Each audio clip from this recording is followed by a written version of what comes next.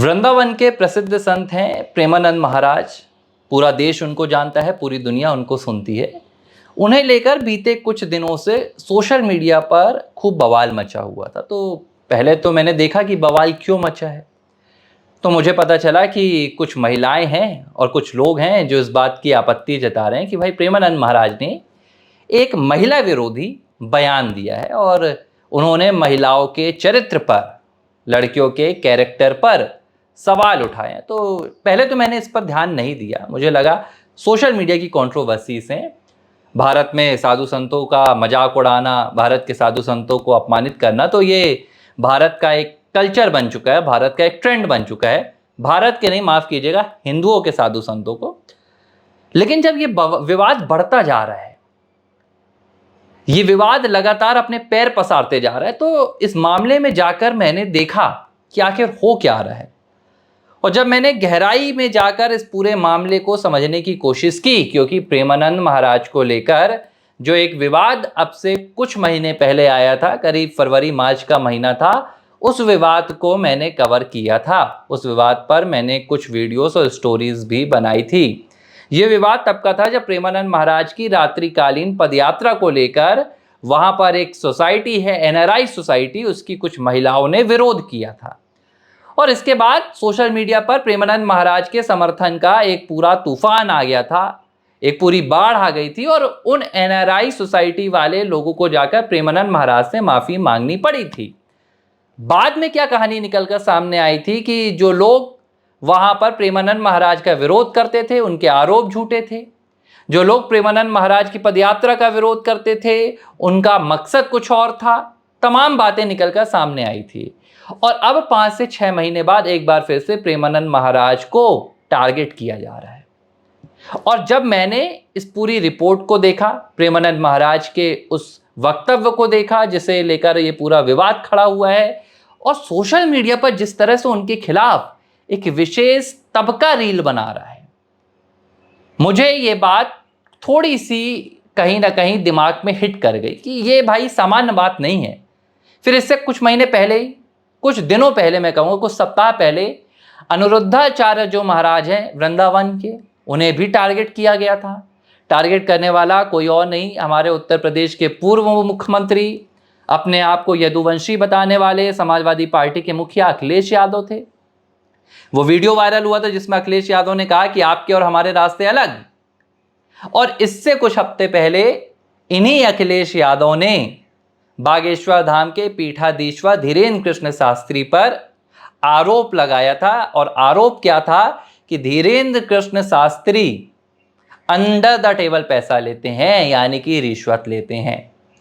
और आप क्रोनोलॉजी को समझिए, पहले बागेश्वर धाम के पीठाधीश्वर धीरेन्द्र कृष्ण शास्त्री, फिर अनिरुद्धाचार्य महाराज, और फिर सीधे प्रेमानंद महाराज, तीनों को टारगेट किया गया। अनिरुद्धाचार्य महाराज के खिलाफ भी यही कहा गया कि उन्होंने महिलाओं का अपमान किया। प्रेमानंद महाराज के खिलाफ भी यही कहा जा रहा है कि उन्होंने महिलाओं का अपमान किया।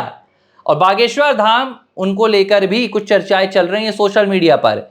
महिलाओं को तस्करी करने जैसी बातें ये बागेश्वर धाम के खिलाफ लगाई जा रही हैं। धीरेन्द्र कृष्ण शास्त्री के खिलाफ ये आरोप लगाए जा रहे हैं। और आप समझिए कि इन तीनों जो मैं शख्सों की बात कर रहा हूं, एक तो संत हैं, दो कथावाचक हैं, इनकी जो विचारधारा है वो राष्ट्रवादी विचारधारा है। प्रेमानंद महाराज के दरबार में आप जाते हैं तो वहां पर वो कहते हैं कि मैं गीता, भागवत, रामायण, इन सब से ऊपर संविधान और इस देश के तिरंगे को रखता हूं। मैं भारत की सेना को सबसे ऊपर रखता हूं।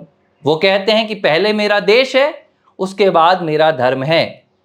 मेरा देश रहेगा तो मेरा धर्म भी रहेगा, ये प्रेमानंद महाराज कहते हैं। धीरेन्द्र कृष्ण शास्त्री राष्ट्रीय एकता की बात करते हैं, जात पात के बंधनों को मुक्त करने की बात करते हैं, और कहते हैं कि भाई सबको एक साथ मिलकर रहना होगा, तभी ये देश बचेगा। और अनिरुद्धाचार्य महाराज ने भी यही बात की। उन्होंने कहा कि भाई अखिलेश यादव ने मुझसे कहा था कि हमारे रास्ते अलग हैं, तो क्या अखिलेश यादव ने हिंदुओं से अपने रास्ते अलग कर लिए हैं? अब मैं बात करता हूं बयान की। प्रेमानंद महाराज ने क्या कहा? देखिए, प्रेमानंद महाराज आज भारत में सबसे ज़्यादा सुने जाने वाले संतों में से एक हैं। करीब 3 करोड़ लोग उनको इंस्टाग्राम पर फॉलो करते हैं और उनके जो फॉलोवर्स हैं वो 15 साल से लेकर 30 साल के बीच वाले सर्वाधिक फॉलोवर्स हैं। यानी कि सबसे ज़्यादा युवा, सबसे ज़्यादा लड़कियां उन्हें फॉलो करती हैं, सबसे ज़्यादा लड़के उन्हें फॉलो करते हैं। धीरेन्द्र कृष्ण शास्त्री को भी करीब इंस्टाग्राम पर 30 लाख लोग फॉलो करते हैं और अनिरुद्धाचार्य महाराज को भी करीब 30 लाख लोग फॉलो करते हैं। प्रेमानंद महाराज मोबाइल फ़ोन नहीं चलाते हैं, अखबार नहीं पढ़ते हैं। उनके दरबार पर जो लोग आते हैं अपनी कहानियाँ सुनाते हैं, युवक युवतियाँ जाती हैं, अपनी समस्याएं बताती हैं। प्रेमानंद महाराज उनकी समस्याओं का समाधान ज्ञान मार्ग के जरिए देते हैं। प्रेमानंद महाराज ये नहीं कहते हैं कि जाइए झाड़ फूक कर लीजिए, जाइए कोई आप ये विभूति लगा लीजिए आपकी समस्याएं ठीक हो जाएंगी, नहीं। प्रेमानंद महाराज ज्ञान के जरिए ठीक करने की कोशिश करते हैं और कहते हैं कि आप अपने व्यवहार को सुधारिए, आप अपने आचरण का निर्माण कीजिए, आपकी तमाम समस्याएं ठीक हो जाएंगी। और एक बहुत बड़ी तादाद में पिछले 2 से 3 सालों में प्रेमानंद महाराज ने इस यूथ को उन तमाम बुराइयों से बाहर निकालकर रख दिया है जिन बुराइयों में भारत का एक बहुत बड़ा शक्तिशाली यूथ फंसा हुआ था। कौन सी बुराइयां? नशे की बुराई। सबसे ज्यादा युवाओं को जो बुराई घेरती है उनमें नशे की बुराई थी, जिससे प्रेमानंद महाराज ने करोड़ों युवाओं को बाहर निकाला। खुद प्रेमानंद महाराज के दरबार में जाकर युवा इस बात की स्वीकृति देते हैं। क्लब, पब, इस तरह की बुराइयां, अनावश्यक तौर पर जो पाश्चात्य कल्चर है, जो वेस्टर्न कल्चर है, जो भारत में हावी हो रहा है, जिसके जरिए भारत में आप देखिए हिंदू युवतियों के साथ जो विदेशी ताकतें हैं, शराब के नशे में हो, लव जिहाद जैसी बातें हो, इस तरह की घटनाओं को अंजाम देते हैं। इस कल्चर से दूर कर दिया, युवतियों को दूर कर दिया। तो इस तरह से प्रेमानंद महाराज युवाओं में सुधार ला रहे हैं। अब जिस बयान को लेकर विवाद खड़ा हुआ वो बयान क्या था? प्रेमानंद महाराज ने महिलाओं को लेकर और पुरुषों को लेकर एक बयान दिया था जिसमें उन्होंने कहा था कि आजकल की जो स्थिति है इसमें चरित्र को लेकर केवल 100 में से अगर देखा जाए तो 3-4 पुरुष या 3-4 महिलाएं ही हैं जो एक पक्के चरित्र की हैं। बाकी आप देखेंगे कि सभी के चरित्र में कहीं ना कहीं अपवित्रता नजर आती है। ये बयान था प्रेमानंद महाराज का, जिसके जरिए वो बताने की कोशिश कर रहे थे कि फिलहाल समाज की क्या दशा हो गई है। अब प्रेमानंद महाराज के इस बयान का आधार क्या है? प्रेमानंद महाराज के इस बयान का आधार है उनके दरबार में पहुंचकर जो महिलाएं, जो लड़कियां, जो युवतियां, जो युवक, जो पुरुष अपनी आप बीती सुनाते हैं।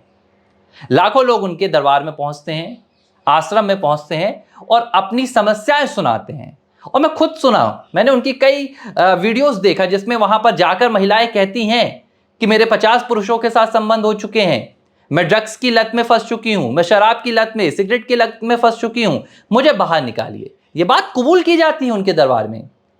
लोग जाकर कहते हैं कि हम डिप्रेस्ड हैं इन चीजों से, हमें बाहर निकलना है। तब प्रेमानंद महाराज ये बात कहते हैं कि ये समाज की स्थिति है और इसे सुधार करने की जरूरत है। लेकिन उनके इस बयान को महिला विरोधी बताए जाने की कोशिश शुरू होती है। सोशल मीडिया पर एक सी एक रील आती है और रील बनाने वाला कौन है? वो सोशल मीडिया की इन्फ्लुएंसर्स लड़कियां हैं या युवतियां हैं जो अश्लील कंटेंट के जरिए सोशल मीडिया से कमाई की कोशिश करती हैं और फिर वो युवतियां जाकर प्रेमानंद महाराज को कहती हैं कि आप तो महिला विरोधी हैं, आप महिलाओं के चरित्र का हनन कर रहे हैं। अच्छा, और जो युवतियां सोशल मीडिया पर अश्लील कंटेंट बनाकर कमाई कर रही थी, सबसे ज्यादा नुकसान उन्हें हुआ है। इसीलिए अब वो प्रेमानंद महाराज के खिलाफ ऐसे बयान दे रही हैं और पूरी तरह से प्रेमानंद महाराज के खिलाफ आकर उन्हें भद्र भद्र अभद्र भद्र गालियां दे रही हैं। अब आप एक बात समझिए नुकसान कैसे हो रहा है। 3 करोड़ लोग प्रेमानंद महाराज को 3 करोड़ युवा और युवतियां फॉलो करने लगे हैं। ये वो युवक युवतियां हैं जो पहले इन अश्लील कंटेंट बनाने वाली महिलाओं को या पुरुषों को फॉलो करते थे और वो सब छोड़कर ये भक्ति मार्ग में जुड़ गए हैं। इससे सबसे ज्यादा तकलीफ और नुकसान किससे हो रहा है? जिनका कंटेंट अब नहीं बिक रहा है, जिनकी अश्लीलता अब नहीं बिक रही है। अब उन्हें लग रहा है कि भाई प्रेमानंद महाराज ने तो हमारा पूरा धंधा बिगाड़ दिया, प्रेमानंद महाराज ने तो हमारी पूरी कहानी बिगाड़ दी, क्योंकि ये हमारे अश्लील कंटेंट देखते थे, ना तो ये राष्ट्रवाद की विचारधारा में जुड़ते थे, ना हिंदुत्व की विचारधारा में जुड़ते थे। प्रेमानंद महाराज ने हिंदुत्व की एक क्रांति ला दी। आज जो 18 साल से लेकर 30 साल तक का युवक है वो मोबाइल फोन देखता है तो प्रेमानंद महाराज के उपदेशों को सुनता है, हिंदुत्व को समझता है, भक्ति को समझता है और राष्ट्रवाद की भावना को समझता है, जिससे जो राष्ट्र विरोधी और हिंदू विरोधी ताकतें थीं वो बहुत ज्यादा कमजोर पड़ने लगी 2 से 3 सालों में। क्योंकि देखिए, यूथ सबसे अहम होता है। अगर देश का युवा इस विचारधारा में आ गया कि भाई आपको हिंदुत्व की विचारधारा पे चलना है, आपको राष्ट्रवाद की विचारधारा पे चलना है, तो फिर कोई भी विदेशी ताकतें इस देश का कुछ नहीं बिगाड़ पाएंगी, इस धर्म का कुछ नहीं बिगाड़ पाएंगी। आप देखिए कि उत्तर प्रदेश में बलरामपुर में छंगुर बाबा की कहानी आती है, जिसमें छंगुर बाबा, जिसका पूरा नाम जलालुद्दीन है, वो धर्म परिवर्तन करवाने का काम करता था। लव जिहाद के जरिए वो धर्म परिवर्तन करवाता था। उसके खिलाफ सोशल मीडिया में कोई उबाल नहीं है।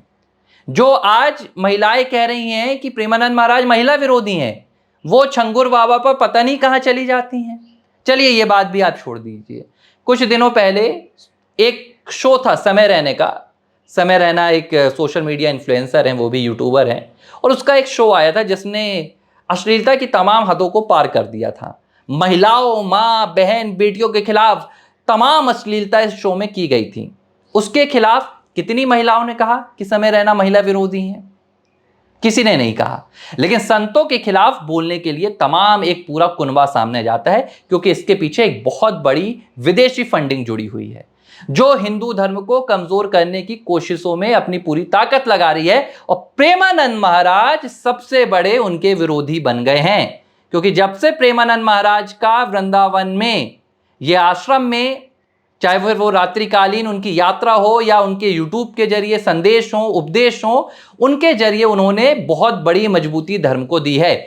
3 करोड़ से ज्यादा युवा धर्म की राह में जुड़ चुके हैं, प्रेमानंद महाराज के अनुयायी हो चुके हैं, और इन ताकतों के जो मंसूबे हैं वो कमजोर होते जा रहे हैं।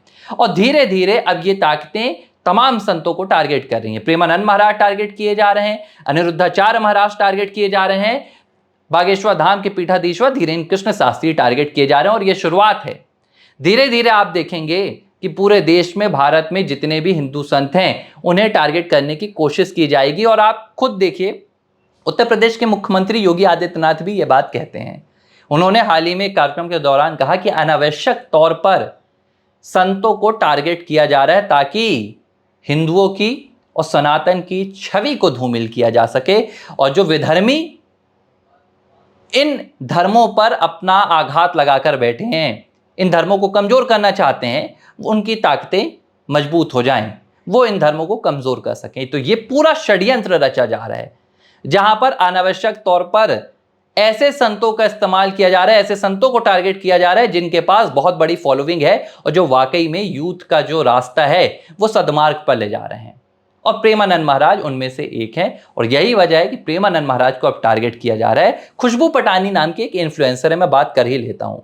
इनकी बहन दिशा पटानी बॉलीवुड में है और अपने तमाम अश्लील कामों के लिए जाने जाती हैं। उनकी तस्वीरें आप सोशल मीडिया पर बस दिशा पटानी डाल देंगे तो अर्धनग्न तस्वीरें आपके मोबाइल फोन पर, आपके लैपटॉप पर सामने आ जाएंगी।